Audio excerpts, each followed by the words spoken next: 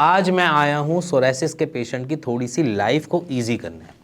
Most of the cases में क्या होता है कि सोरासिस होता है तो डेंड्रफ बनती है, उसके लिए आप अलग अलग चीज़ें लगाते रहते हो, बट एनी हाउ उसका कुछ भी नहीं होता। डेंड्रफ वैसे ही बन रही है, स्कैल्प वैसे ही पपड़ी बन रही है, सारी चीज़ें वैसे ही चल रही हैं। अगर हम इसको ठीक करना चाहें तो किस तरीके से ठीक कर सकते हैं? देखो सिंपल बोलूँ, आप ऊपर से कुछ भी अप्लाई कर लो, एंटी डेंड्रफ शैम्पू जितने मर्जी लगा लो, कुछ भी फ़र्क नहीं पड़ेगा। एक्चुअली जो रिक्वायरमेंट है वो हमारी है हाइड्रेशन की, और वो हाइड्रेशन कहाँ से मिलती है? इंटरनली। तो हम हमेशा इस मोमेंट पे हमेशा हाइड्रेशन की बात करेंगे, और हाइड्रेट सिर्फ एक यही फैक्टर है जो आपको स्कैल्प सोरासिस में आपकी पपड़ी को बनने से रोक सकता है। अब इसमें इंटरनली हाइड्रेट का एक ही तरीका है, पानी पीना। अब पानी पियो। अब पानी हमेशा ऐसे तो नहीं हो सकता कि आपकी बॉडी में सस्टेन रहे, वो यूरिन बन के निकलेगा। तो हाइड्रेट को होल्ड करने के लिए कुछ चीज़ें हैं, जैसे कि नारियल पानी हमारी बॉडी में थोड़ा सा सस्टेन रहता है और हमारी बॉडी में ज़्यादा से ज़्यादा इलेक्ट्रोलाइट्स को बढ़ा कर रखता है, जिसकी वजह से हमारी हाइड्रेशन को थोड़ा सा कंट्रोल मिलता है, वो एकदम से डिहाइड्रेशन की तरफ नहीं जाता। और विंटर्स में देखा जाए आपकी स्किन या मेरी स्किन या किसी की भी स्किन ड्राईनेस की टूवर्ड्स ज़्यादा बढ़ती है। उसके पीछे रीज़न ये है क्योंकि हार्श एनवायरनमेंट मिल रहा होता है हमें आजू बाजू, और वो हार्श एनवायरनमेंट हमें दिक्कत देता है। इसलिए इन दिनों में हमारे बड़े बुजुर्ग भी कह गए हैं कि थोड़ी सी मसाज करना ज़्यादा चालू कर दो, तेल लगाना ज़्यादा चालू कर दो, अपनी स्किन अपने कहीं पे भी आपने मसाज करनी ज़्यादा चालू कर दो। तो उसकी वजह से ये है कि आपकी हाइड्रेशन कंट्रोल वे में बनी रहे।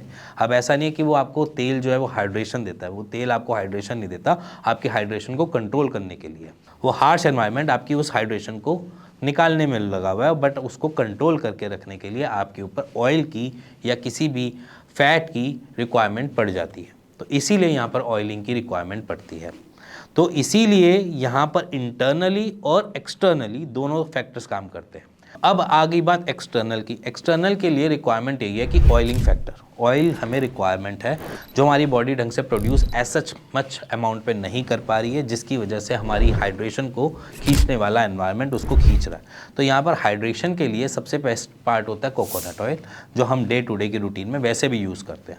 और जिसको कोकोनट ऑयल से थोड़ी सी दिक्कत होती है वो यहाँ पर ऑलिव ऑयल को भी यूज़ कर सकता है। और अगर आपको ऐसा लगता है कि नहीं नहीं हमें ऑयल लगाना ही नहीं है और हमारे को ऑयल से और ज़्यादा दिक्कत होती है या कोई प्रॉब्लम होती है, तो सिंपली यहाँ पर एक काम कर सकते हैं, एलोवेरा की एक लीफ काटी और उसके अंदर से उसका सारा गूदा निकाला और उसको एक कटोरी में डाल लिया और फ्रिज में रख लिया। रोज़ रात को लगा लो और अपने हेयर पे, अपने स्कैल्प पे लगा कर सो जाओ। उससे भी हाइड्रेशन जो है आपकी स्कैल्प को मिल जाएगी। एक्सटर्नली भी आपकी हाइड्रेशन बेकरार रहेगी, जिसकी वजह से स्कैल्प की जो पपड़ियाँ बन के उतर रही हैं या एज ए डेंड्रफ बन के उतर रही है वो बनना कम हो जाएगी। और जो यहाँ पर एंटी डेंड्रफ शैम्पूज़ यूज़ कर रहे हैं, प्लीज़ मत करो, क्योंकि उससे कुछ फ़र्क नहीं पड़ रहा। कोशिश करो यहाँ पर कि ज़्यादा से ज़्यादा आपकी कोई भी शैम्पू में ऐसी कोई चीज़ ना हो जो ज़्यादा फॉर्मी हो या जो ज़्यादा लेदर फॉर्म कर रही हो, या जो बताऊँ तो सीधा झाग जो ज़्यादा बनाए। उन सारी चीज़ों को थोड़ा कम यूज़ करना है। ऐसी चीज़ों को यूज़ करो जहाँ पर झाग कम बने। कुछ सिया आयुर्वेदिक प्रोडक्ट्स हैं जो आपके स्पेशली सोरासिस के लिए ही बनाए गए हैं। आप वाले प्रोडक्ट्स को यूज़ करो और अपनी हाइड्रेशन को हमेशा मेंटेन रखो।